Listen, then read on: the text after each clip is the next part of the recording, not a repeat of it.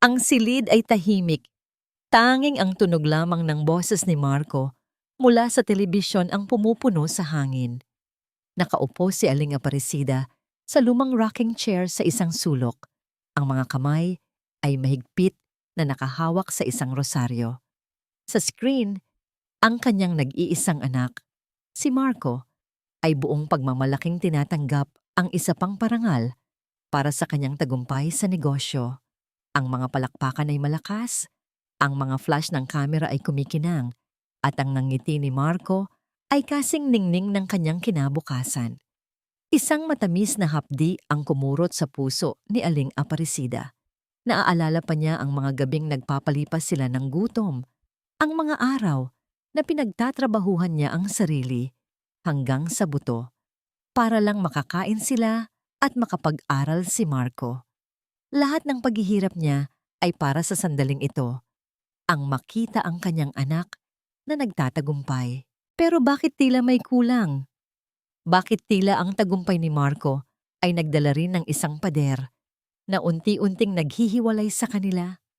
Ilang buwan na rin simula nang dumating si Camila, ang maganda at saksakan ng talinong asawa ni Marco.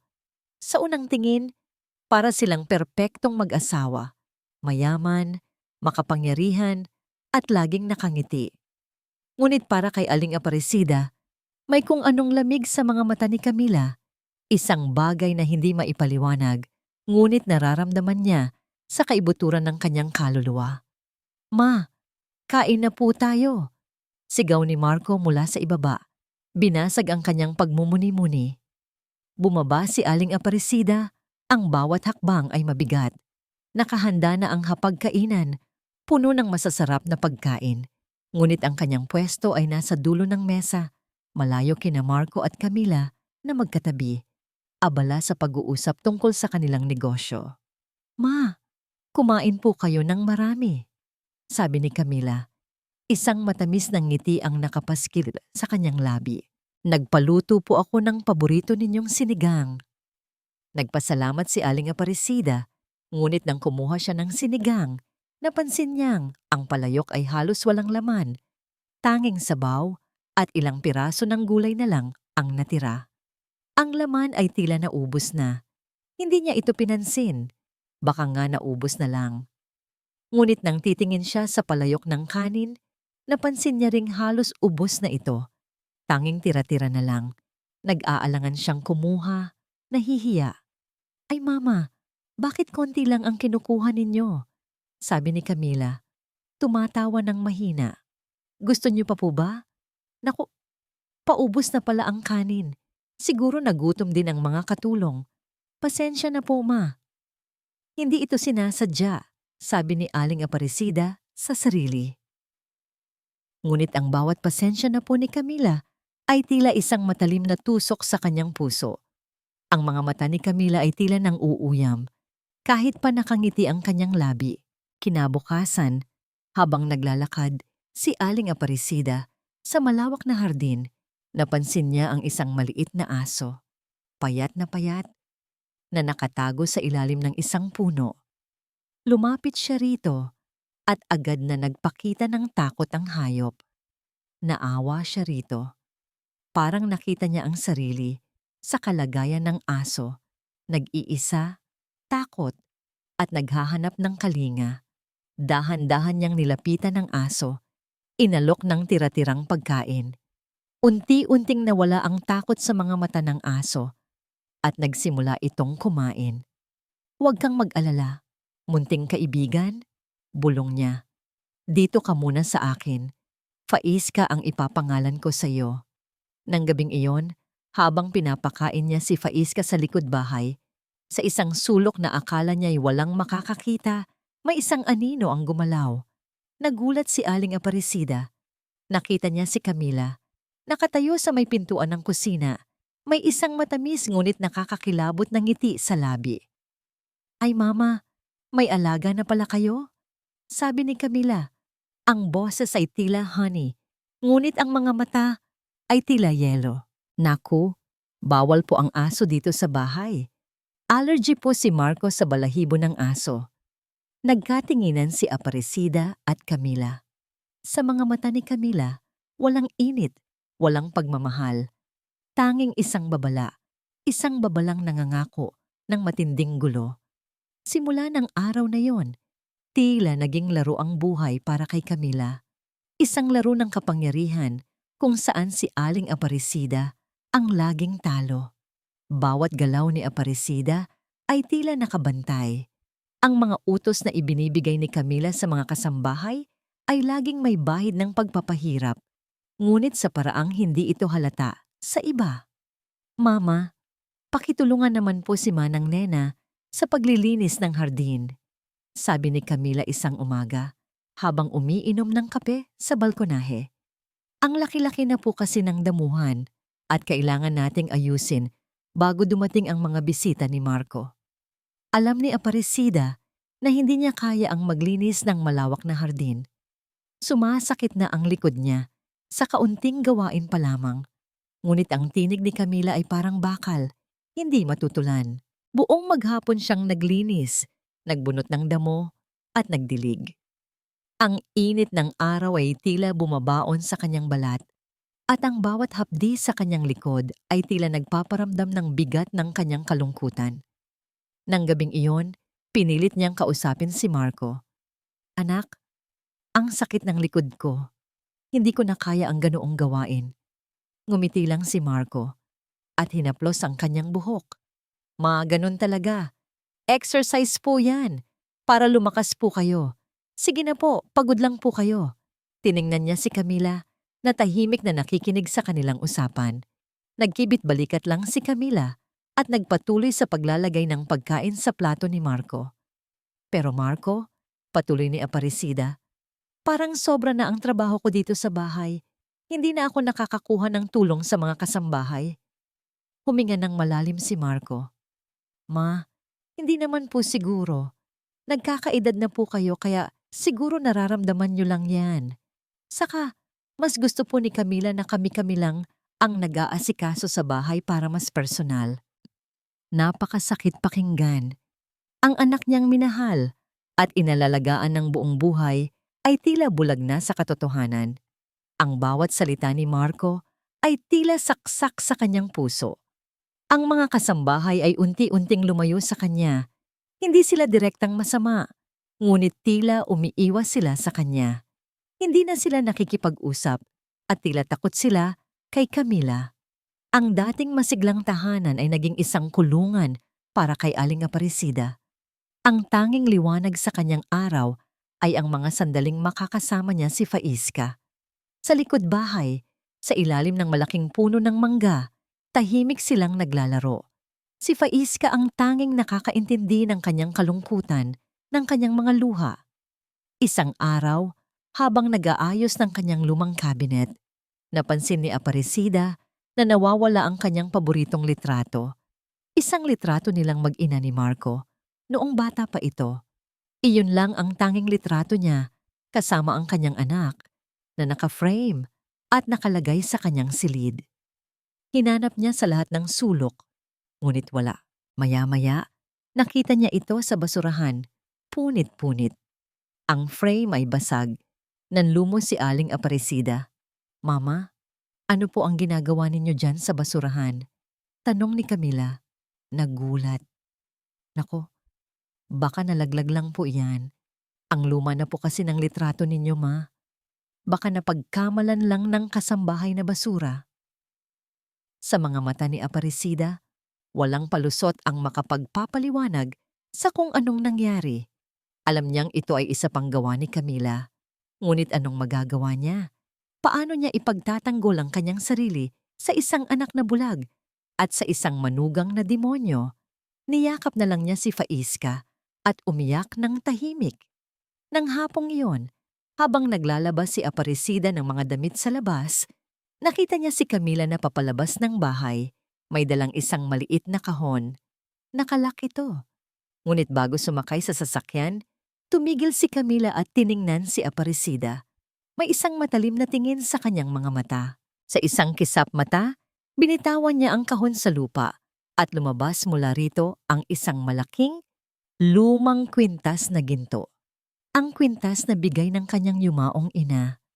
Nagulat si Aparecida. Iyon ay matagal nang nawawala at iyon ay kaisa-isahang ala-ala ng kanyang ina. Mabilis itong pinulot ni Camila, ngunit nakita na niya ito. Nagngingit-ngit sa galit si Camila. Naku mama, pasensya na po. Nalaglag ko po. Sabi ni Camila, ngunit ang kanyang mga mata ay nanunubok. Ang luma na po kasi niyan. Baka dapat na po nating itapon o ipa-remake. Sayang naman po. Ang mundo ni Marco ay umiikot sa mga numero, kontrata, at mga bagong oportunidad. Ang kanyang opisina sa tuktok ng isang matayog na gusali sa Makati ay ang kanyang kaharian. Ang bawat tagumpay ay tila nagpapatunay na tama ang lahat ng kanyang ginawa.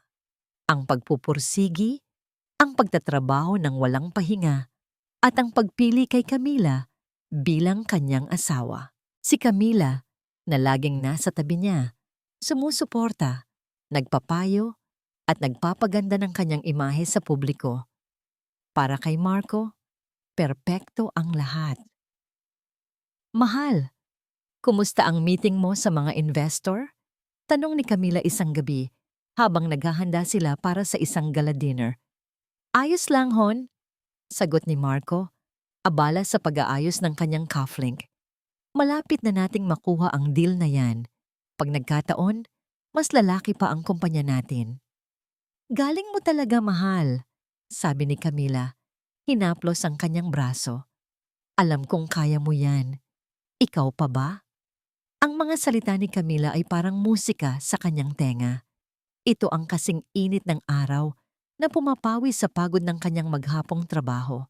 Kaya nang minsan niyang marinig ang kanyang ina na nagrereklamo tungkol sa sobrang trabaho o pagiging masungit ni Camila, madali niya itong isinasantabi. Ma, ganoon talaga ang buhay. Kailangan nating magsikap, sasabihin niya. At si Camila, gusto lang niyang maging maayos ang lahat. Napakaselan si Camila. Minsan, may mga pagkakataong tila napansin niya ang kakaibang tingin ng kanyang asawa kay Aling Aparecida, isang tingin na hindi naaayon sa matamis na ngiti sa kanyang labi. Ngunit mabilis niya itong ipinapagpalagay na pagod lang siya o nag-iisip ng kung ano-ano. Isang araw, habang nasa isang business lunch si Marco, nilapitan siya ng isang dati niyang kasosyo, si Mr. Ramos. Oy Marco, ang laki na ng pinagbago mo, sabi ni Mr. Ramos, nakangiti. Sa kayang asawa mo, ang galing din pala. Akalain mo, ang dami niyang koneksyon. Hindi ko akalain na may asawa ka pala na ganoon. Napaisip si Marco. Kilala niya si Mr. Ramos sa pagiging direkta. Minsan ay masyadong direkta. Bakit?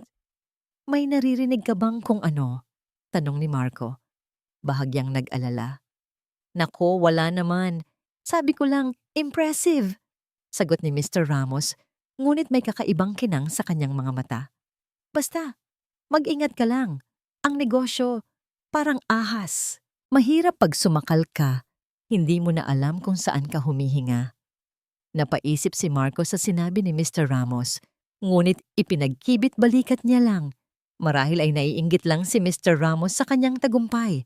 Nang gabing iyon, habang nag-scroll si Marco sa kanyang telepono, nakita niya ang isang lumang post sa social media, isang larawan ni Camila na may kasamang isang lalaki. At ang caption ay tila masyadong personal. Agad niyang tinanong si Camila. Hon, sino to? Tanong ni Marco. Pinakita ang larawan. Ayaw yan ba? Sabi ni Camila. Tumatawa. Pinsan ko yan. Ang dami kong pinsan, mahal. Matagal na yan. Nagbibiro lang kami. Bakit nagseselos ka? Niyakap siya ni Camila. Hinalikan sa pisngi. At mabilis na nawala ang kanyang pagdududa. Mahal na mahal niya si Camila.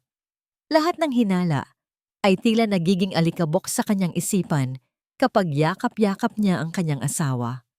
Mahal, pakibilhan naman po si mama ng bagong telepono, sabi ni Camila isang araw. Ang luma na po kasi ng telepono niya. Baka hindi na makontak pag may emergency. Oo nga hon, sagot ni Marco, abala sa pag-check ng kanyang emails. Sige, ako na ang bahala. Natuwa si Aling Aparecida nang ibigay sa kanya ang bagong telepono. Ngunit nang subukan niyang tumawag sa lumang telepono niya na naiwan niya sa kanyang silid, napansin niyang hindi ito nagri-ring. Para bang patay na ito. Isang araw, habang naglalakad si Marco papasok sa kanyang opisina, nakita niya ang isang dati niyang kasambahay, si Aling Tessie, na umiiyak sa labas ng gate ng kanilang subdivision. Aling Tessie, bakit po kayo umiiyak dyan? Anong nangyari? Tanong ni Marco. Sir Marco, sabi ni Aling Tessie, pinunasan ng kanyang luha. Pinaalis po ako ni Ma'am Camila. Sabi niya po, kailangan ko raw pong umalis. Nagulat si Marco. Pero bakit? May nagawa ka bang masama? Umiling si Aling Tessie. Wala po, sir. Basta po ayaw na raw po ni Ma'am Camila na makita ako sa bahay. Nagtataka lang po ako, sir. Kasi po, napatigil si Aling Tessie.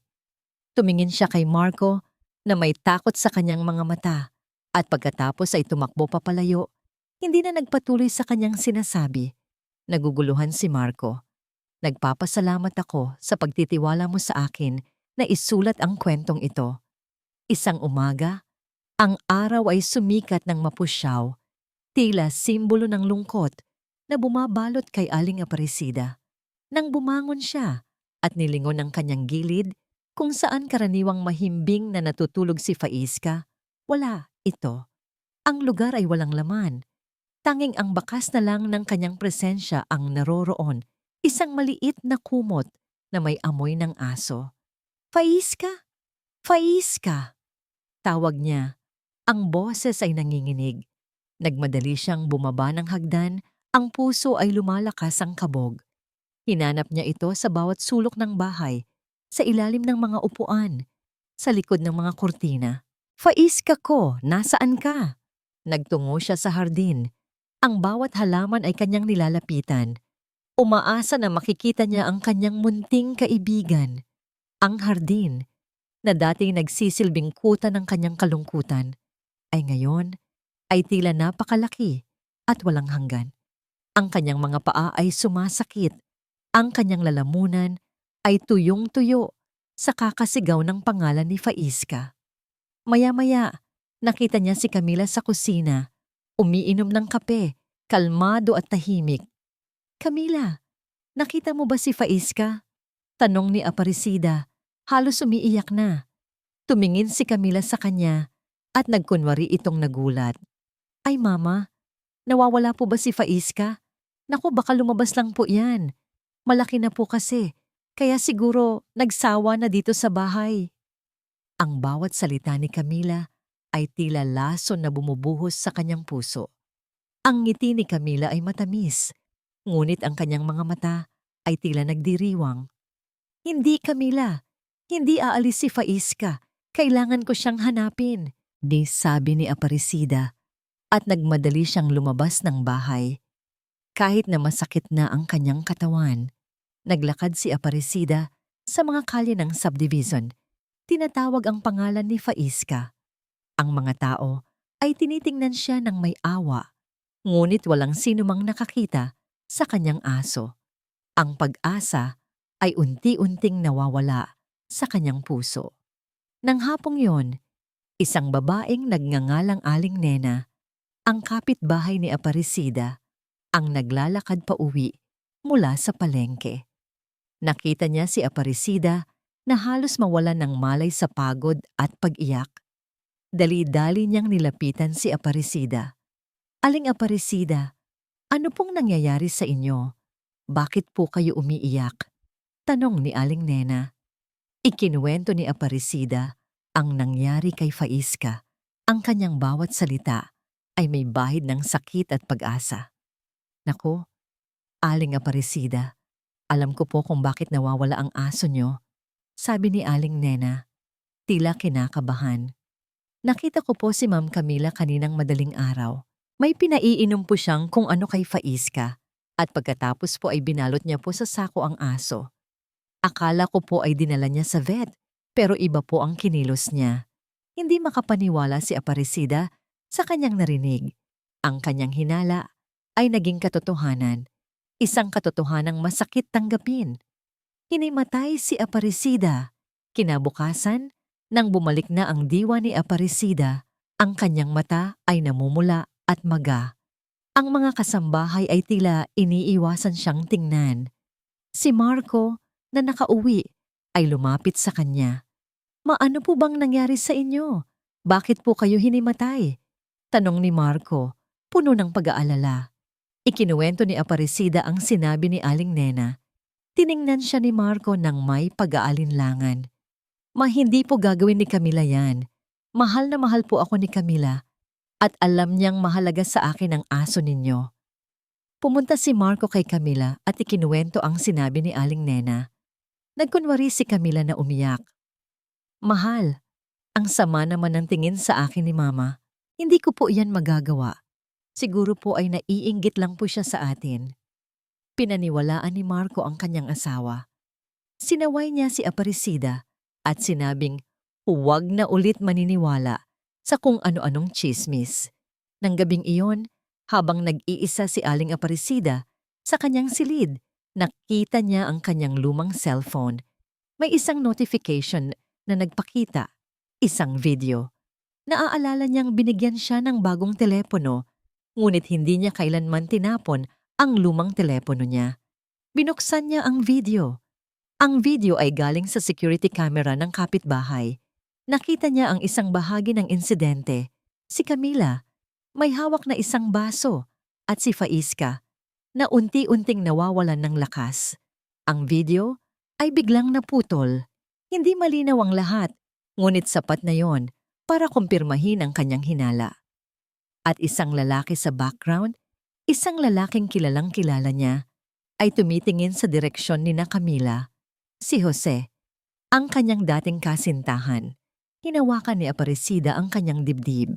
Hindi ito panaginip. Ito ay isang bangungot na totoo. At sa kanyang kamay, hawak niya ang isang piraso ng buto. Nakuha niya ito mula sa basurahan kaninang umaga. Ang kanyang hinala ay nagkatotoo. May nakabalot na mga buto ng aso sa isang sako sa basurahan. Hindi malinaw kung buto ito ni Faiska, ngunit yun ay sapat na. Ang pagkawala ni Faiska at ang biglang pagbagsak ng kalusugan ni Aling Aparecida ay nagdulot ng bahagyang pagkabahala kay Marco.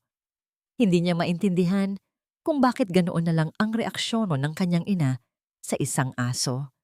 Ngunit alam niyang mahalaga iyon para sa kanyang ina.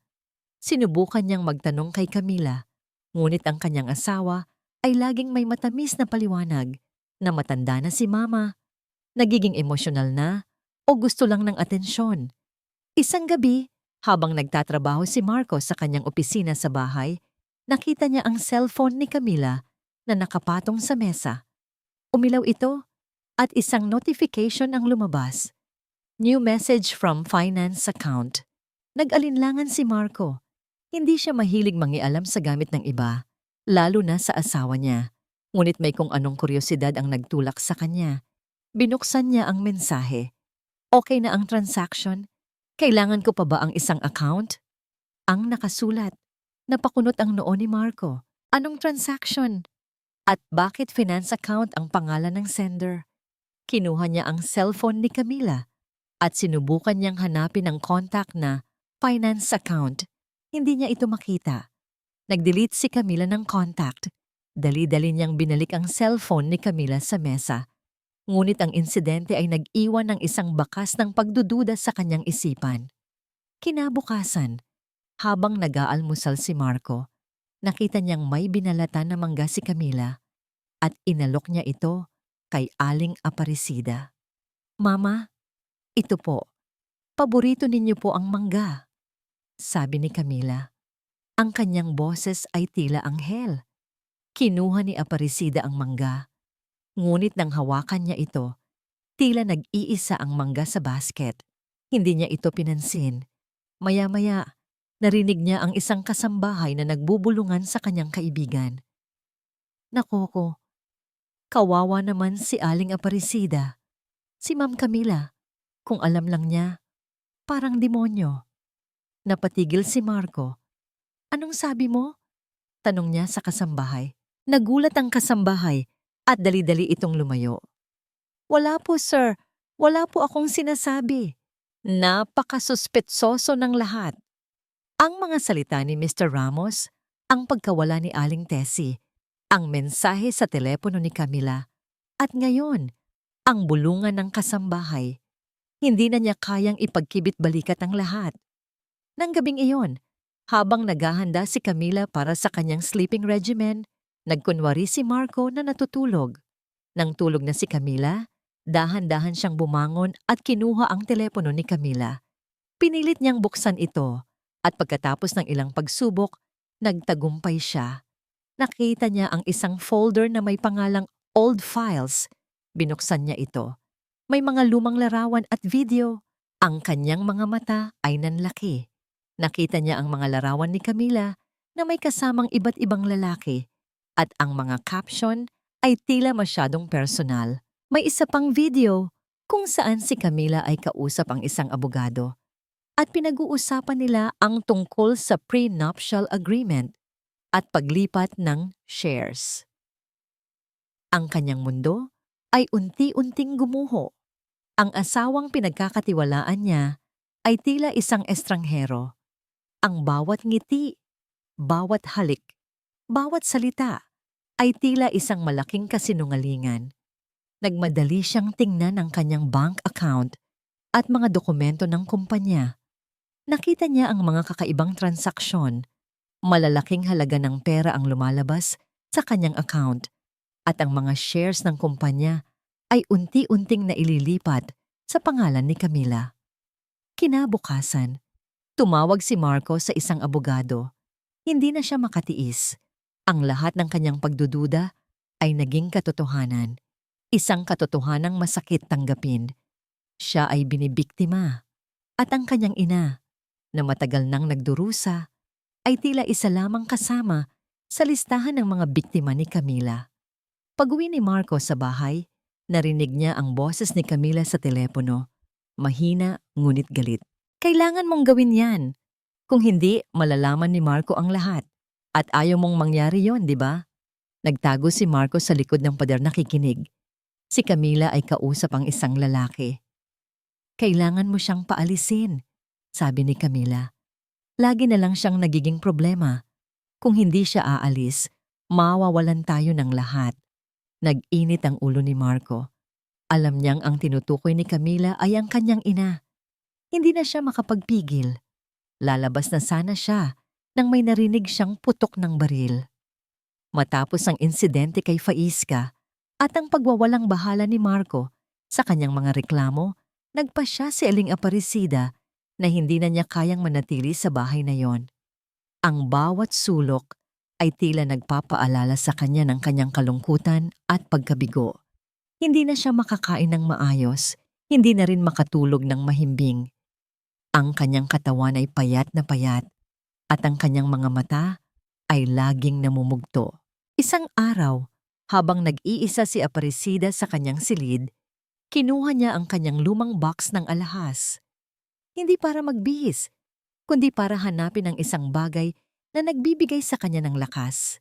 Ang kanyang lumang ID card at ang ilang lumang litrato.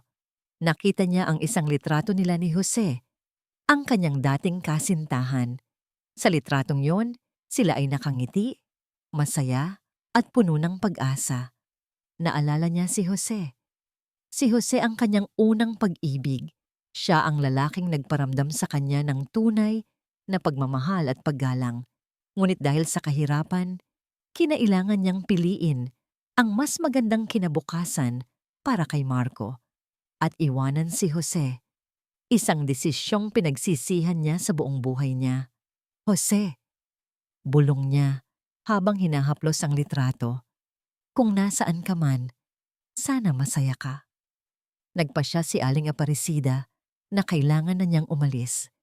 Hindi na niya kayang manatili sa lugar na yon, kung saan ang bawat araw ay tila isang bagong pahina ng kanyang pagdurusa. Ngunit paano?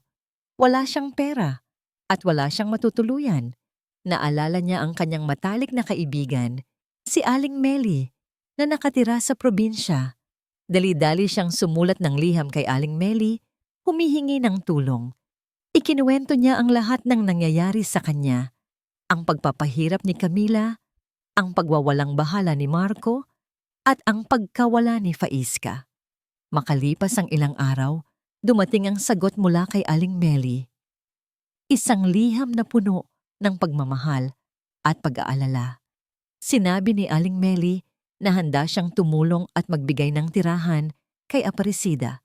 Nagtago si Aparecida ng kaunting pera sa kanyang lumang pitaka.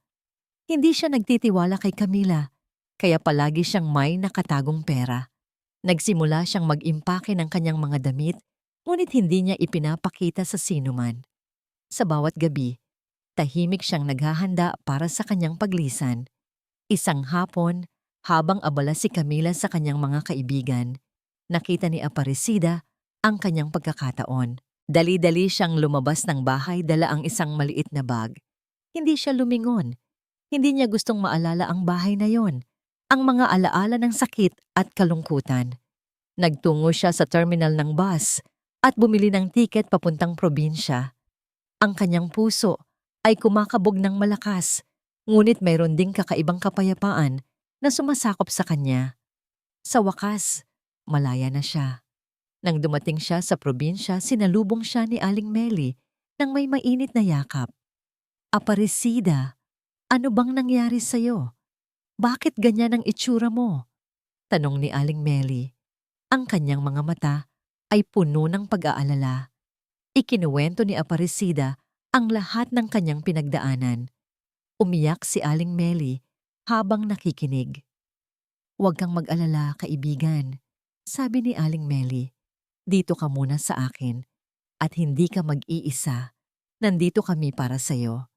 Nang gabing iyon, habang umiinom sila ng kape sa balkonahe, tiningnan ni Aling Meli ang lumang litrato ni Jose sa pitaka ni Aparecida.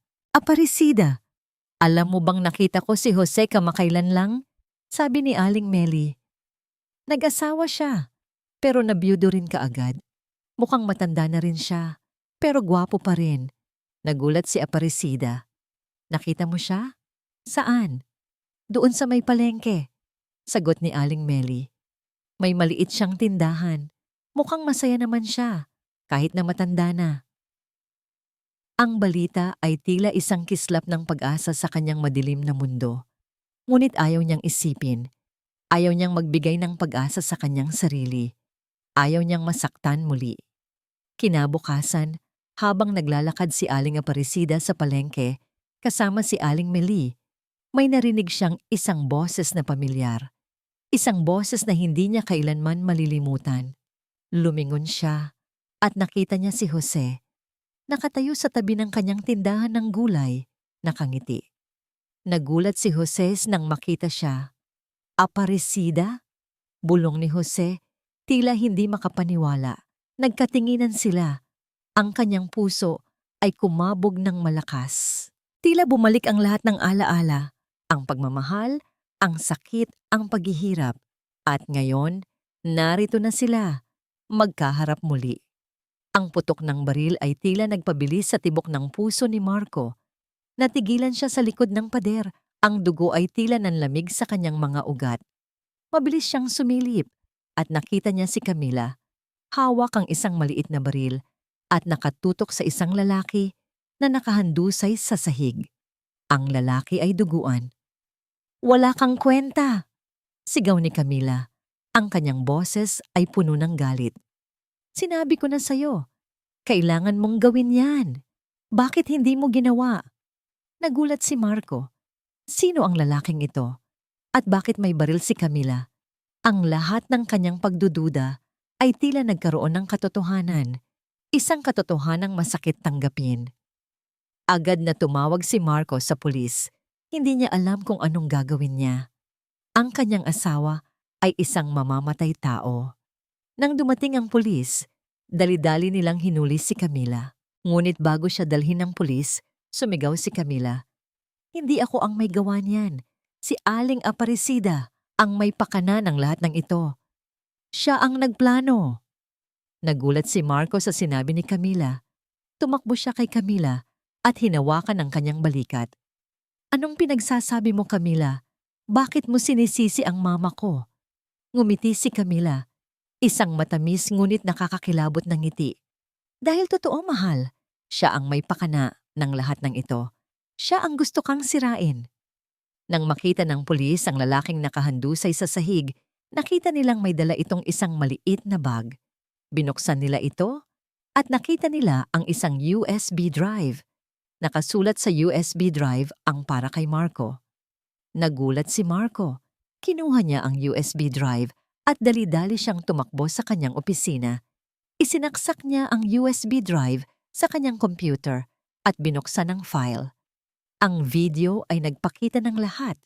Ang pagpapahirap ni Camila kay Aling Aparecida, ang pagkawala ni Faiska, at ang lahat ng kanyang mga kasinungalingan. Mayroon ding mga recording ng mga pag-uusap ni Camila sa lalaking nakahandusay at pinag-uusapan nila ang paglilipat ng shares ng kumpanya ni Marco sa pangalan ni Camila. Ang lahat ng kanyang pagdududa ay naging katotohanan. Isang katotohanang masakit tanggapi. Ang kanyang asawa ay isang demonyo. Nagmadali si Marco na puntahan si Aling Aparecida, ngunit huli na ang lahat. Wala na si Aparecida sa bahay. Ang kanyang silid ay walang laman. Sa kanyang kama, nakita niya ang isang liham na puno ng sakit, kalungkutan, at pagkabigo. Niyakap ni Marco ang liham at umiyak siya ng malakas. Ang kanyang mundo ay gumuho. Ang kanyang ina, ang tanging taong nagmamahal sa kanya nang walang kapalit ay wala na.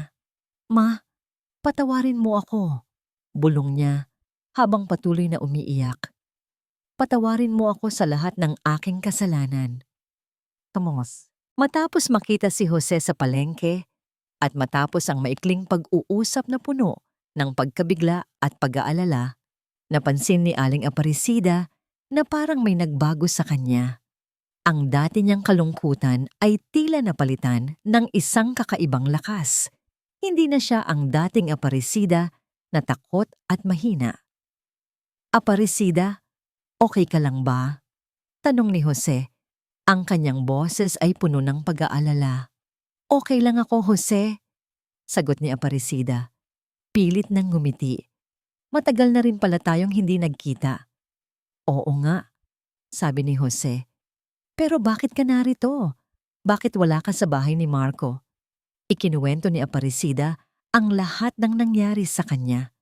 Ang pagpapahirap ni Camila, ang pagwawalang bahala ni Marco, ang pagkawala ni Faiska, at ang lahat ng kanyang pinagdaanan. Umiyak si Jose habang nakikinig. Kailangan mong ipagtanggol ang sarili mo, Aparecida, sabi ni Jose. Hindi ka dapat nagpapakababa. May karapatan kang lumaban. Ang mga salita ni Jose ay tila nagbigay ng lakas kay Aparecida. Alam niyang tama si Jose. Hindi na siya dapat magpapakasakit. Kailangan niyang lumaban. Isang araw, habang nasa tindahan si Aparecida, nakita niya ang isang balita sa telebisyon. Si Camila ay inaresto at ang kaso ay konektado kay Marco. Nagulat si Aparecida. Dali-dali siyang tumawag kay Aling Meli. Meli, nakita mo ba ang balita? Si Camila inaresto. Oo, Aparecida, sagot ni Aling Meli. At alam mo ba, lumabas ang lahat ng ginawa ni Camila. Ang lahat ng pandaraya niya kay Marco at ang lahat ng pananakit niya sa iyo. At si Marco, siya mismo ang naglabas ng ebidensya. Nagulat si Aparecida. Hindi siya makapaniwala sa kanyang narinig. Si Marco, ang kanyang anak. Kinabukasan, isang sasakyan ang dumating sa bahay ni Aling Meli. Si Marco, lumabas siya mula sa sasakyan, payat at gusot ang damit. Ang kanyang mga mata ay namumula at maga. Ma, bulong ni Marco habang lumalapit kay Aparecida. Patawarin mo ako. Niyakap ni Marco si Aparecida at umiyak siya ng malakas. Patawarin mo ako sa lahat ng aking kasalanan, ma. Hindi ko po alam. Bulag po ako. Hindi ko po alam na ganyan ang ginagawa niya sa inyo. Ang mga salita ni Marco ay tila saksak sa puso ni Aparecida. Ang kanyang galit at pagkabigo ay naghalo. Ngunit sa likod ng galit mayroon ding sakit. Ang kanyang anak, ang kanyang Marco, ay nagdurusa. Patawarin mo ako, ma. Patuloy ni Marco habang nakaluhod sa harapan ni Aparecida. Hindi ko po kayang mabuhay kung wala ka. Ikaw lang po ang tanging pamilya ko. Hindi makapagsalita si Aparecida. Ang kanyang puso ay puno ng iba't mo ibang emosyon, galit, sakit, pagmamahal, at awa. Marco, bulong niya. Ang sakit ng lahat. Ang mga luha ni Marco ay walang tigil sa pagbuhos. Hindi niya inakala na darating ang araw na luluhod siya sa harap ng kanyang ina, humihingi ng tawad. Ang kanyang puso ay parang binibiyak sa sakit at pagsisisi. Matapos ang lahat ng ginawa ni Camila at matapos niyang mapanood ang video ng pagpapahirap sa kanyang ina, tila nagising siya mula sa isang mahabang bangungot. Ma, bigyan mo lang po ako ng pagkakataon. Sabi ni Marco, ang boses ay nanginginig. Handa po akong gawin ang lahat para lang makabawi sa inyo. Handa po akong iwan ang lahat. Ang kumpanya, ang kayamanan, lahat po. Basta po, bumalik lang kayo sa akin. Tumayo si Aparecida at tiningnan niya si Marco nang may malalim na tingin. Marco, ang lahat ng nangyari, hindi madaling kalimutan. Ang sakit na naramdaman ko, hindi madaling mawala. Alam ko po, ma, sagot ni Marco. At hindi ko po kayo pipilitin. Pero sana po, bigyan niyo lang po ako ng pagkakataon na ipakita sa inyo na nagbago na ako, na natuto na ako sa aking pagkakamali. Umalis si Marco sa bahay ni Aling Meli nang may mabigat na puso. Alam niyang hindi madaling bawiin ang tiwala ng kanyang ina. Ngunit desidido siyang gawin ang lahat. Bumalik si Marco sa Maynila at kinaharap niya ang lahat ng problema. Ang kumpanya ay unti-unting bumabagsak dahil sa iskandalo ni Camila. Ang kanyang reputasyon ay nasira, ngunit hindi na niya inisip ang lahat ng iyon. Ang tanging nasa isip niya ay ang kanyang ina. Nagpasya si Marco na ibenta ang lahat ng kanyang ari-arian. Ang malaking bahay, ang mga sasakyan, at ang shares sa kumpanya. Ibinigay niya ang lahat ng perang nakuha niya sa mga taong niloko ni Camila. At ang natitira ay ibinigay niya sa kanyang ina. Ma, para po ito sa inyo, sabi ni Marco, habang iniaabot ang tseke kay Aparecida. Pangbawi ko po sa inyo. Ngunit umiling si Aparecida. Hindi ko kailangan ng pera mo, Marco. Ang kailangan ko ay ang iyong pagmamahal at ang iyong paggalang. Nagdesisyon si Marco na manirahan sa probinsya, malapit kay Aparecida. Bumili siya ng isang maliit na bahay at nagsimula siyang magtrabaho sa bukid, kasama si Jose. Nang unang araw niya sa bukid, hirap na hirap si Marco. Hindi siya sanay sa manual labor. Ang kanyang mga kamay ay puno ng paltos at ang kanyang katawan ay sumasakit. Ngunit hindi siya sumuko. Bawat araw, mas nagpupursigi siya. Nakita ni Jose ang pagbabago kay Marco. Ang dating mapagmataas na negosyante ay ngayon ay isang mapagpakumbabang magsasaka. Marco, alam mo, pinagmamalaki ka ng iyong ina. Sabi ni Jose isang hapon, habang nagpapahinga sila sa ilalim ng puno. Nakikita ko sa kanyang mga mata ang pagmamahal at pag-asa. Ngumiti si Marco. Sana nga po, Jose, sana nga po ay mapatawad niya ako. Isang araw, habang nagtatrabaho si Marco sa bukid, nakita niya ang isang maliit na aso, payat na nakatago sa ilalim ng isang puno. Lumapit siya rito at nagulat siya, si Faiska. Faiska! Bulong ni Marco habang niyakap ang aso. Buhay ka! Buhay ka! Umiyak si Marco ng malakas. Ang pagkakita kay Faiska ay tila isang senyales. Isang senyales na hindi pa huli ang lahat. Dali-dali siyang tumakbo sa bahay ni Aparecida. Dala si Faiska. Ma, tingnan niyo po. Si Faiska, buhay po siya. Nagulat si Aparecida nang makita si Faiska. Niyakap niya ang aso at umiyak siya ng malakas. Faiska ko, bulong niya. Salamat sa Diyos, buhay ka. Ngumiti si Marcos sa kanyang ina. Ma, isang bagay pa po ang gusto kong sabihin sa inyo. Si Faiska, naaalala niyo po ba ang video na nakita niyo sa lumang cellphone niyo? Punyo? Si Jose po ang nagpadala noon. Siya po ang nakakita ng lahat ng ginawa ni Camila at siya po ang nagligtas kay Faiska. Hindi niya po sinabi sa inyo noon dahil ayaw niyang guluhin kayo. Nagulat si Aparecida. Tumingin siya kay Jose na nakatayo sa likod ni Marco, nakangiti. Salamat, Jose, bulong ni Aparecida. Maraming salamat. Nagkatinginan si Aparecida at Marco. Ang kanyang mga mata ay puno ng pagmamahal at pag-asa. Ngunit mayroon pa ring bakas ng sakit sa kanyang mga mata. Marco, matagal pa ang panahon bago mo maibabalik ang lahat, sabi ni Aparecida. Pero salamat sa iyong pagbabago. Salamat sa iyong pagmamahal. Ang pagkaakita kay Faiska na buhay at ang pagkakaalam na si Jose ang nagligtas dito ay tila nagpagaan sa bigat ng puso ni Marco. Ngunit alam niyang marami pa siyang kailangang ayusin.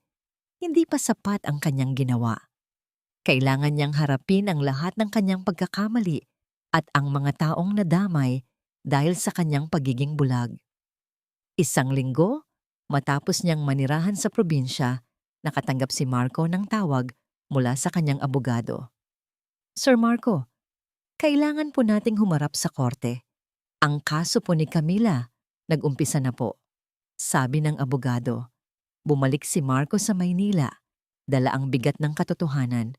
Pagdating niya sa korte, nakita niya si Camila, nakaupo sa tabi ng kanyang abogado. Ang kanyang mukha ay matigas at walang emosyon. Ang dating maganda at eleganteng babae ay ngayon ay tila isang estranghero. Nagpatuloy ang paglilitis. Ipinakita ang lahat ng ebidensya, ang video ng pagpapahirap kay Aling Aparecida, ang mga dokumento ng pandaraya sa kumpanya, at ang lahat ng kanyang mga kasinungalingan. Si Marco mismo ang nagpatotoo laban kay Camila sa kabila ng sakit na nararamdaman niya.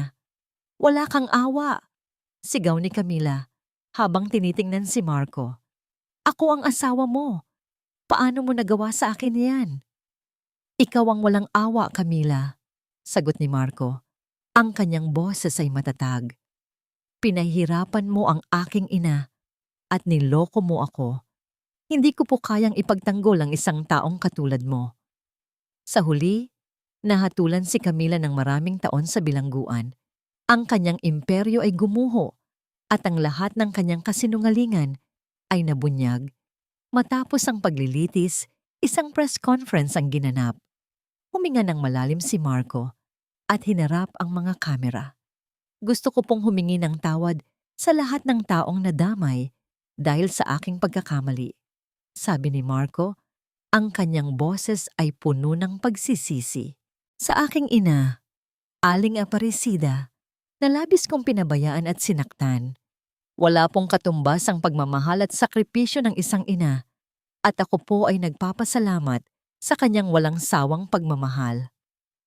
At sa lahat po ng mga negosyante at tao na niloko at dinaya ng aking dating asawa, si Camila, ako po ay humihingi ng tawad.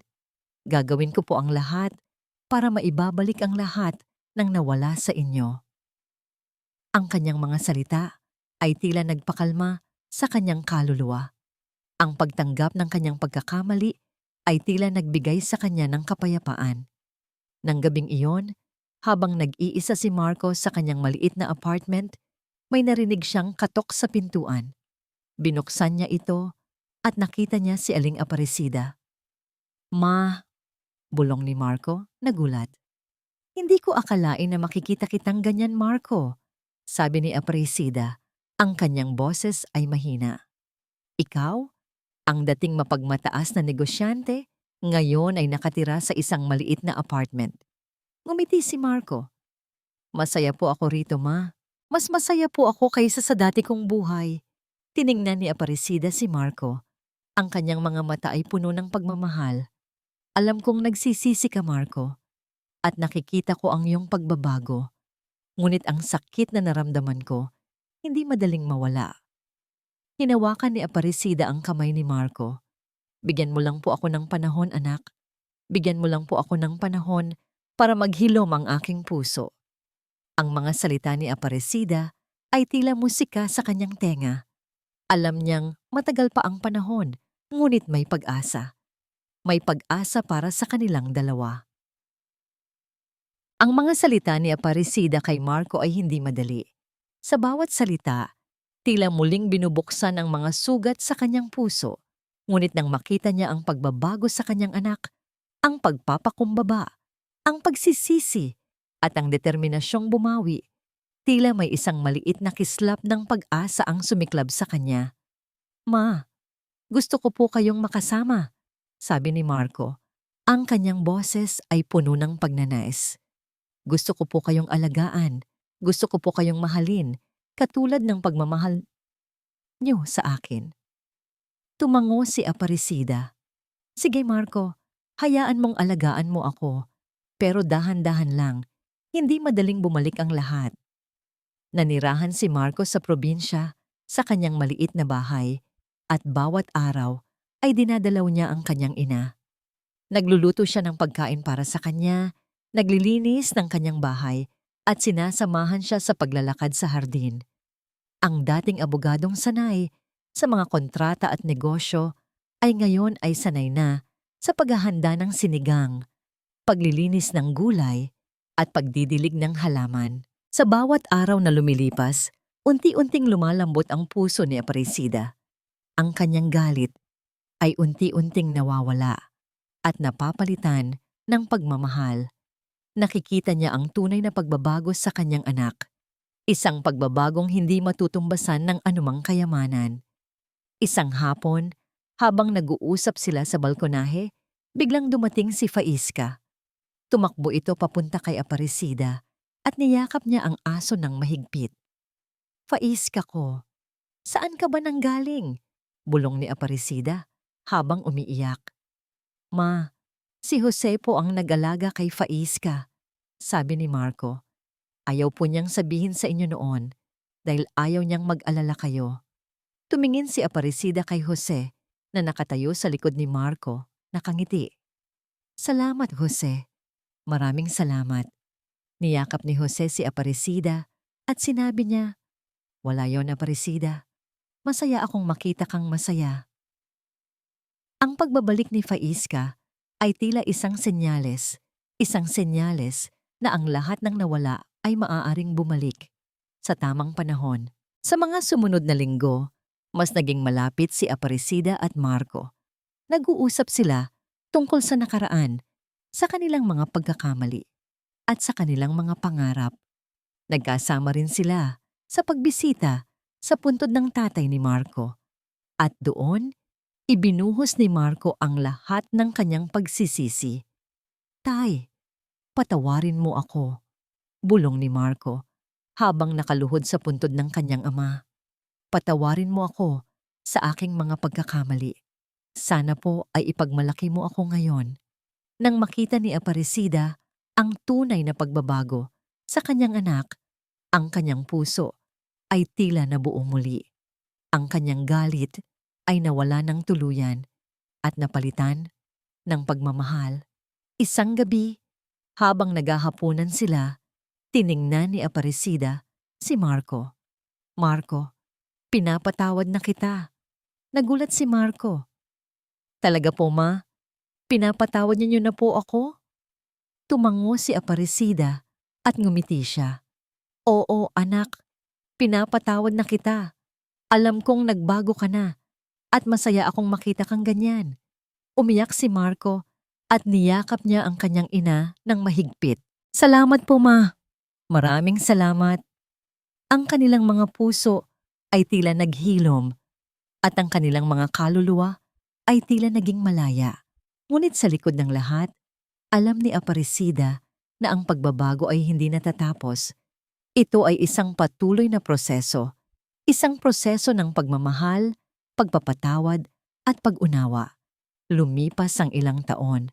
Ang maliit na bahay ni Marco sa probinsya ay naging isang tahanan na puno ng pagmamahal at kapayapaan. Ang kanyang hardin ay laging puno ng mga sariwang gulay at mga makukulay na bulaklak. Ang kanyang buhay ay malayo sa dating magulo at puno ng ambisyon. Ngayon, ang kanyang ambisyon ay ang makita ang kanyang ina na masaya at ang mabuhay ng may kapayapaan. Isang hapon, habang nagbabasa si Marco sa balkonahe, nakita niya si Aling Aparecida na nakaupo sa rocking chair. Kausap si Faisca. Ang kanyang ina ay tumanda na, ngunit ang kanyang mga mata ay laging puno ng kislap. Ang kanyang nangiti ay maligaya at ang kanyang bawat galaw ay may kapayapaan. Ma, gusto niyo po bang magkwento ako sa inyo tungkol sa nangyari sa bukid kanina? Tanong ni Marco. Ngumiti si Aparecida.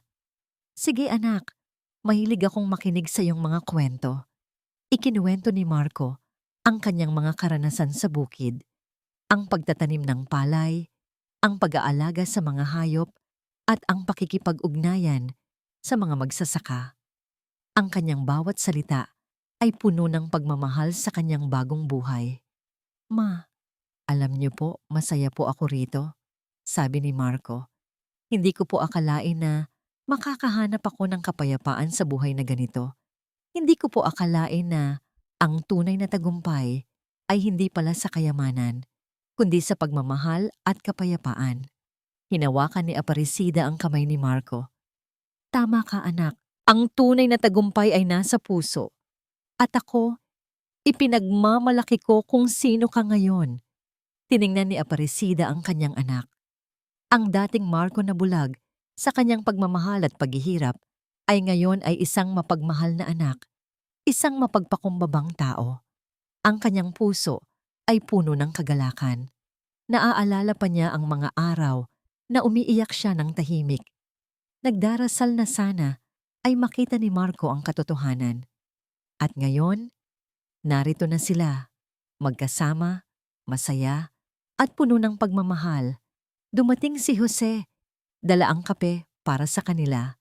Naupo siya sa tabi ni Aparecida at nag-usap sila tungkol sa kanilang mga pangarap. Aparecida, alam mo, hindi ko inakala na magiging ganito ang buhay ko. Sabi ni Jose, nakangiti. Masaya ako sa kung ano ang mayroon ako ngayon. Ako rin, Jose, sagot ni Aparecida. Masaya ako sa kung ano ang mayroon ako ngayon. At salamat sa iyo dahil hindi mo ako iniwan. Ang kanilang mga buhay ay nagpatuloy, puno ng pagmamahal, kapayapaan, at pag-asa. Si Marco ay patuloy na nagtatrabaho sa bukid at nagiging isang respetadong miyembro ng komunidad. Si Aparecida ay patuloy na nagmamahal sa kanyang anak at nagiging isang inspirasyon sa lahat ng mga ina.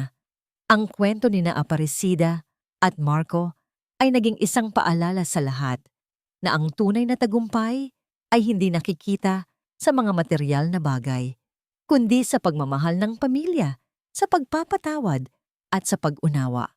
Ang pagmamahal ng isang ina ay walang hanggan at ang pagbabago ay laging posible. Isang gabi, habang nakaupo sila sa balkonahe, tiningnan ni Marco ang kanyang ina.